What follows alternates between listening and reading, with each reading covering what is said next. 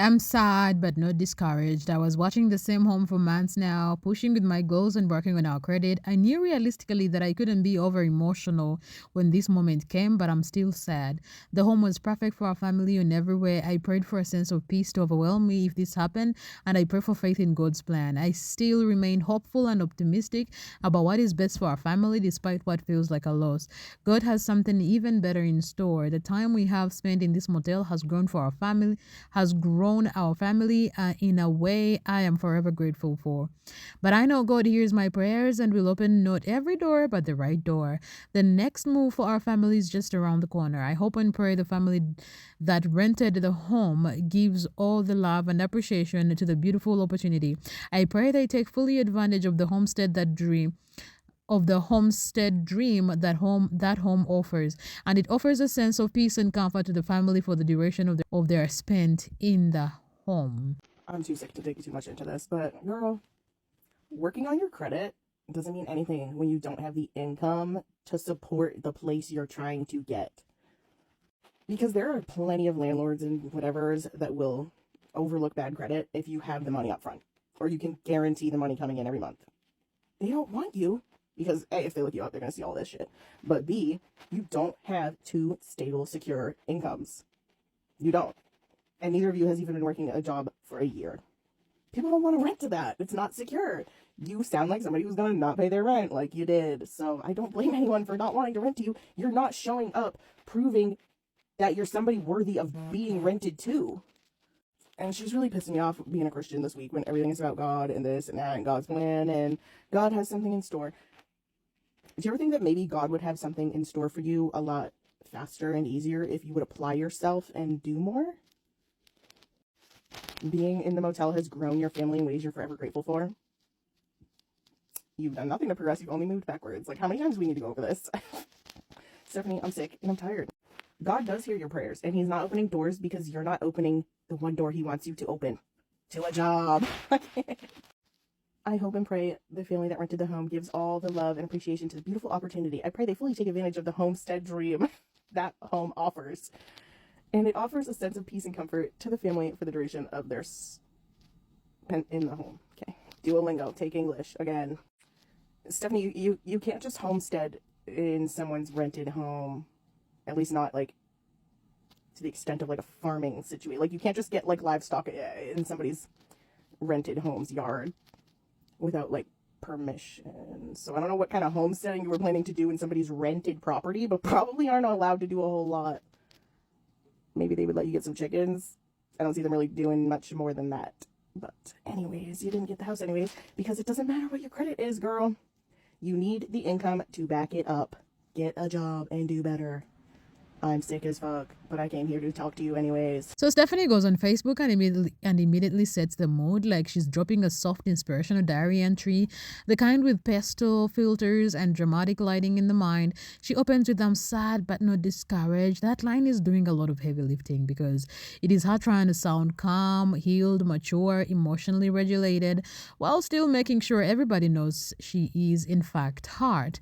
Then she says she's been watching the same home for months, not 2 days, not one weekend, but months. The detail matters because it tells you she's been emotionally furnishing this place in her head, mentally putting kids in rooms, mentally planning a new life, mentally setting up the new beginnings montage. She's been treating it like a countdown, like the home is already hers spiritually, and she tries to make it sound productive, pushing with my goals and working on our credit. The credit is the key phrase. That one line quietly confirms the real reason this story ends the way it ends. They were not ready on paper, not ready financially, not ready approval-wise, not ready in the boring and glamorous world where landlords and property managers do not accept vibes as payment. She says, "I knew realistically that I couldn't be over-emotional when this moment came, but I'm still sad." That is basically a polite way of saying I told myself not to crash out, but here I am typing. Because if you were truly fine, if it truly mattered, if it truly did not matter, this would have been a private thought. This would have been a quiet sigh. This would have been a deep breath and a move on. Instead, it's a Facebook post, a public one, which means she needed the world to witness the disappointment. And it's not even just disappointment, it's attachment. She says the home was perfect for our family in on every way. That line It's intense, it's not nice, it's not a good option, it's perfect. She's painting it like this was the one place that would fix everything, like the house itself and magical healing powers, like stepping inside would automatically erase the motel, erase the struggle, erase the chaos. And that is where the post starts to shift from this is sad to this is a little scary, because when you attach that much meaning to one thing, losing it becomes a whole identity crisis. It becomes life is unfair instead of we did not qualify. Stephanie moves quickly into prayer language. She says, I prayed for a sense of peace to overwhelm me if this happened, and I prayed for faith in God's plan. Then I will remain hopeful, optimistic about what is best for our family despite what feels like a loss. Then God has something even better in store. Now listen, faith is personal and plenty of people lean on it during hard times. That's normal. The problem here is not the prayer existing. The problem is that the post is structured like a shield, like a cushion, like a protective cover that stops anyone from saying the obvious thing out loud. Because the obvious thing is they did not get the home, and the boring reason is money and credit. And those two things do not get fixed by Facebook caption. She's trying to make it sound like it's not a denial, it's a divine reroute. Like the landlord did not pick someone else, God did. And the reason that feels messy is because it removes responsibility. It turns a financial reality into a spiritual storyline. Then she drops this line: the time we have spent in this motel has grown our family in a way I'm forever grateful for. This is where the post tries to pivot from loss into meaning. She's saying the motel era wasn't just survival, it was growth, it was a character development, it was a lesson, it was a season, and it's like, okay. Sure, people learn things in hard times. People become more patient. People become more grateful. People find strength. But the way she writes it, she makes it sound like the motel is a wholesome family retreat. Like the motel is a spiritual greenhouse where the family is blossoming. The reality is a motel is a motel. It's temporary by design. Not a freestyle, not a lifestyle goal. It's not a long-term plan. It's not a milestone. It's a stopgap. And when someone starts romanticizing the stopgap, it stops feeling like they're getting comfortable inside the thing they claim they're trying to escape. And that is why this post lands the way it lands. Next, she says, but I know God hears my prayers and will open not every door, but the right door. That line is written like a motivational quote you'd seen on a mug at a Christian bookstore. It is designed to sound peaceful and wise. Then she adds, the next move for our family is just around the corner.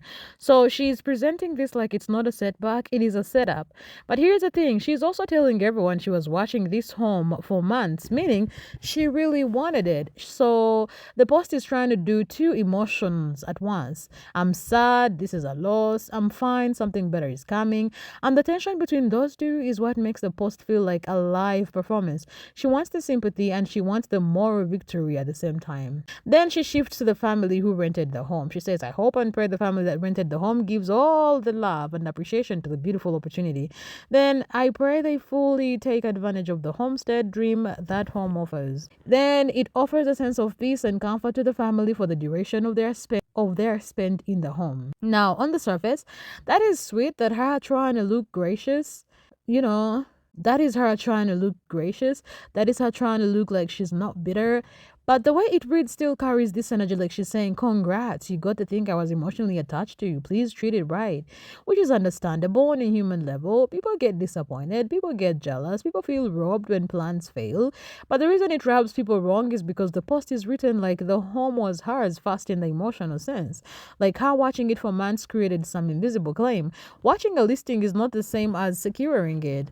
Being emotionally invested is not a reservation. It is so infuriating whenever Stephanie pulls out the Christian card to defend her own shortcomings. Even the Bible says that God helps those who help themselves, and that man has to work to be able to eat. Stephanie, who is waiting for something good to happen, isn't even moving her ginger towards doing anything to make this happen. She says she has been working on her credit, which was the sole reason they failed to get this one. But how are they working on it? She isn't trying to get a job, her social media money isn't stable, and Drew also recently complained about his job not going well.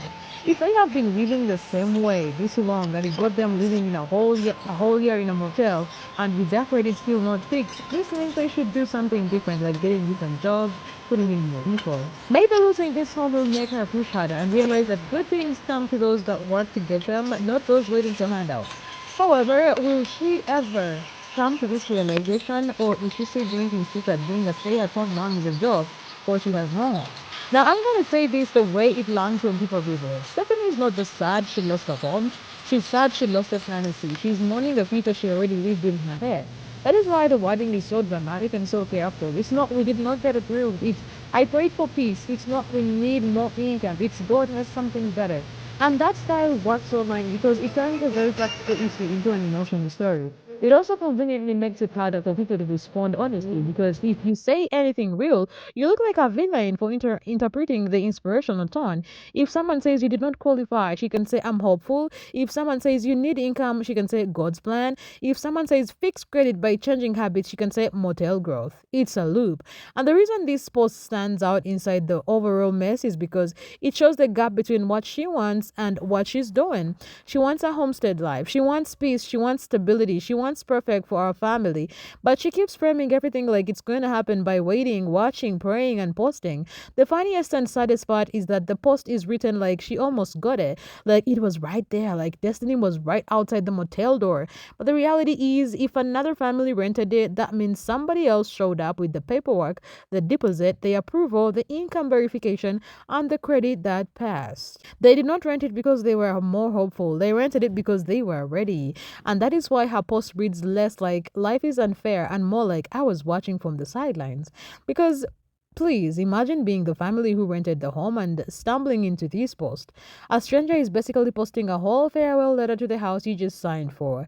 It's like buying a car and then seeing the previous shopper write, I was watching this same car for months. It was perfect for our family in every way. I pray you appreciate the beautiful opportunity. I pray you fully take advantage of the Honda dream that car offers. Now you're sitting there with the keys like, okay, thanks. That was a lot. And that is what makes it messy. It's not that she prayed for them, it's that she posted it publicly like she's sending a blessing directly onto their leaves. Stephanie's Facebook is starting to feel like a shared group diary where every disappointment becomes a lesson plan. And again, she's free to share her feelings. People post all kinds of things. But this post does not exist in a vacuum. This post sits on top of everything else happening. It lands differently because people are looking at the bigger situation and thinking the home was not stolen, it was rented by someone who qualified. Under all the soft words, there is a hard reality that stays the same. She says she was working on credit, the credit was not ready, the home got rented, they are still in the motel, that's it. No amount of hopeful language changes that. And because it's Stephanie, the post also reads like she wants credit for wanting better. Wanting better is not the same as building better. Watching a home for months is not the same as being able to rent it. Posting about goals is not the same as meeting them. And if she truly believes the next move is around the corner, then the next move needs to look like a plan, not a caption. I pray they fully take advantage of the homestead dream that home offers. That line is interesting because it's not even home, it's homestead.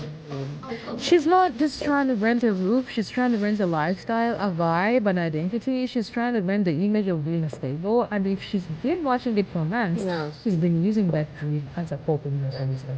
The home becomes proof that things could change. So when it's gone, it's not just a listing disappearance, it's the dream getting delayed. And instead of saying, the little picture finances, she turns it like, this is God protecting us from something better.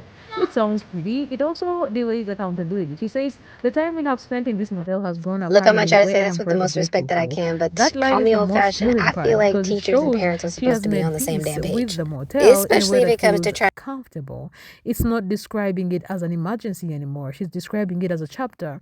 And when people hear that, they start thinking if you can turn the motel into a gratitude post, then you can also stay in the motel longer without urgency. Because urgency does not sound like gratitude paragraphs. Urgency sounds like action. What just happened is simple. Stephanie wanted a homestead home. Another family rented. Stephanie posted about it publicly. She said she was sad, but not discouraged. She said she watched it for months. She said she was working on credit.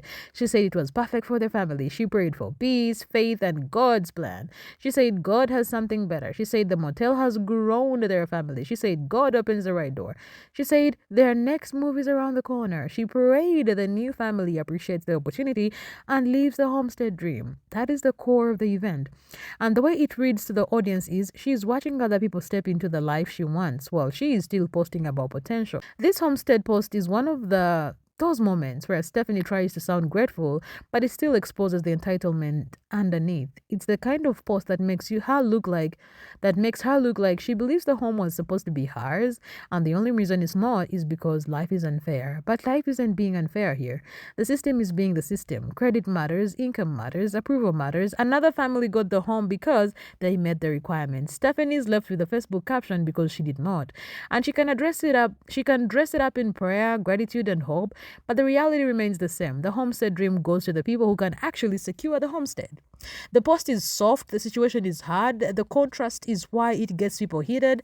She is trying to make a motivational speech out of a financial denial, and it lands messy because it feels like she wants sympathy without the responsibility. That's the homestead moment, exactly as it happened in your script, with the quote and commentary kept intact.